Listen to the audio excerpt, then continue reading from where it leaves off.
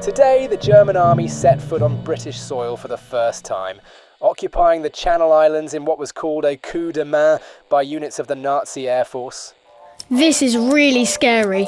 An actual German invasion on our soil. I remember going on holiday to the Channel Islands. That's where I met Alice, and we've been pen pals since we were 6. Got on like a house on fire, although that's probably the wrong thing to say now, with them under the German boot. The worst of it is there hasn't been a single letter from Alice to tell us what's going on.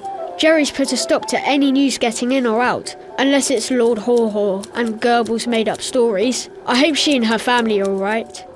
Alice, it's past your bedtime. Put your book away. It's not a book, it's my diary. July 2nd, 1940. Dear Diary, the Germans are here. Mother says we must be brave, but I feel scared.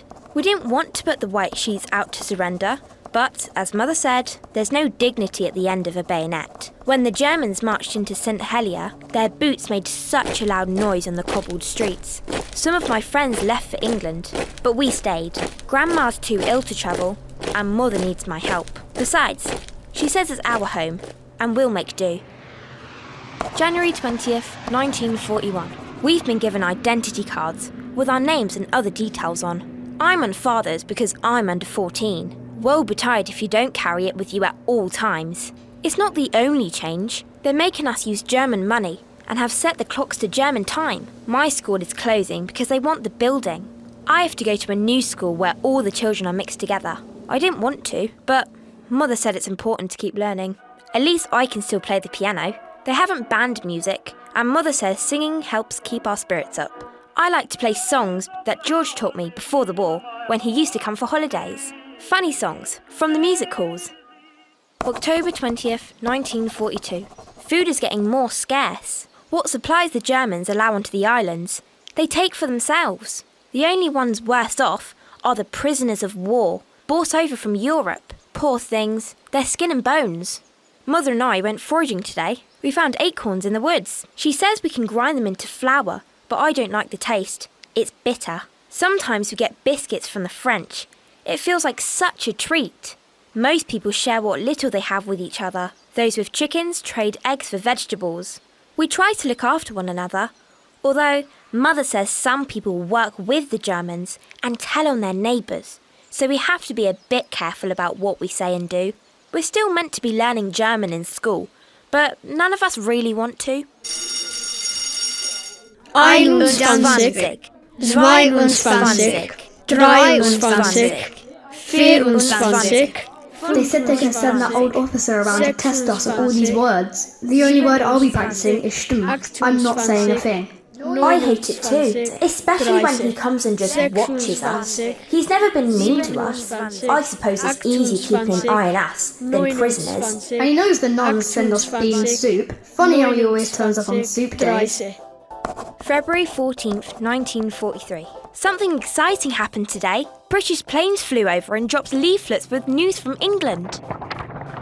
Look, quickly. What do they say? Don't worry about that. Shove them in your dress. Yeah, we better scram. Wasn't long before Germans were on the scene, scooping up the leaflets. I showed Mother the one I found. It said the British haven't forgotten us. She cried a little, but then fed it to our goat, who was pleased to have it. He's as hungry as we are. We're desperate for news. No letters are allowed, and we even had to give the Germans our wireless. Mother says they're scared that we'll realise they're losing the war. I hope she's right. Strange things keep happening. Some of the English folk who are living here have been sent away. You just never know what the Germans will decide to do next. August 9th, 1943. Everything is getting worse. Our goat's been stolen, and the Germans took our bicycles last week. We have to walk everywhere. People are getting thinner, no chickens, and hardly any vegetables. No sugar or tea either. We got 2 turnips today, which felt like Christmas. Otherwise, it's a choice of cabbage soup or cabbage soup. I think I'm beginning to look like a cabbage. I'm so glad I still get to go to school, because at least I get some food there. Something which I really shouldn't write about, but I must. We've made our own radio out of a few wires and screws. It's called a crystal set. Mr. Seville showed Mother and me how. It's hidden under the floorboards, but we sneak a listen when we can.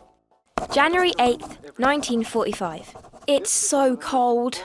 We have no coal or candles left, and the electricity has been off for days. Mother and I went scavenging to find wood again, but there's barely a twig left. At least school's still open, and there was soup again.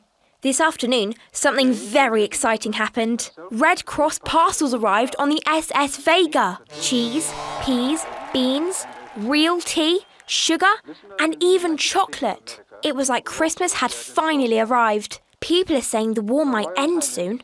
I hope they're right, because I don't know how much longer we can live like this. I heard Mother and Grandma whispering about the Germans getting nervous, but they don't say much in front of me. I can't believe it's been over 4 years under Jerry. I miss my friends. I hope they're all okay. Sometimes our neighbours come and listen to me play the piano, or rather they pretend to, whilst listening to our secret crystal set. I just make sure I create enough din to cover up the broadcasts. Poor Alice. Of course we wouldn't know about any of this until after the war. It was only after the Channel Islands Liberation Day on 9th of May 1945 that she could finally write to us and tell us about it. Next time, the Blitz kids are in town. After a trip around a near-empty National Gallery, they've gone to the cinema to enjoy a film and talk about how their favourite pastimes have been changed by the war.